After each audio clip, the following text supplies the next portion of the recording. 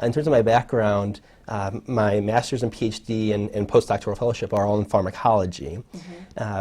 My undergraduate work was as a biology and philosophy undergraduate, and when I was choosing graduate programs, I really had an interest in seeing the application of cellular and molecular biology to healthcare, and so pharmacology seemed like a great fit.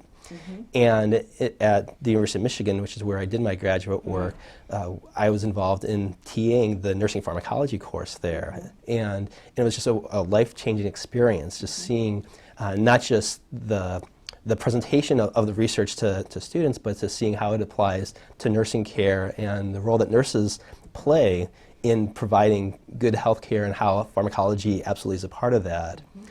When I came to Seattle U, I was interviewing for a tenure track position, and again, because my background is not in nursing, this is something that was more of a culture change than I was actually aware of. And in fact, when I was interviewing with the tenured faculty and the associate deans of the programs, we have a wonderful conversation at the end. One thing that would often get brought up is, if you came here, and we hope you do, you'd be a little different.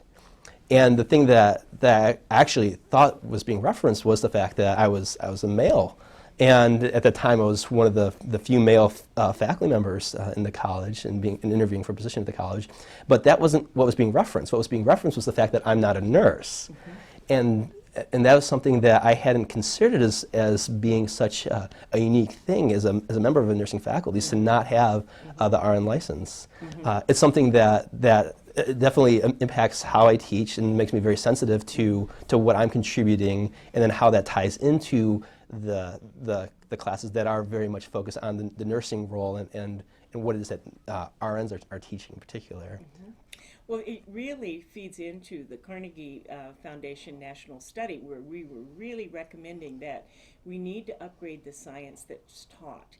And it's very hard to do that when you depend on your professional clinicians, your PhDs in nursing, to do the science level that you're teaching. And yet I was so impressed in your class with how closely you tied the pharmacology to practice, and how much science you were giving those students. Yeah. Well, and something that it really ties what I feel passionately about, which is understanding how is it that biological systems are working, and then how we can use that information to improve care to patients. And so certainly what we see is that with a lot of students, although they may not have as much of biology or biochemistry background, they certainly have a passion for understanding what's happening and why is it that medicines are producing the effects that they are. And so there's an inherent desire to know and understand. And so to be able to explain in a relatively substantial amount of detail, I think is beneficial for a couple of reasons. One, it provides that knowing that the students are interested in, and then also it really helps them to appreciate how it is that the drugs are working.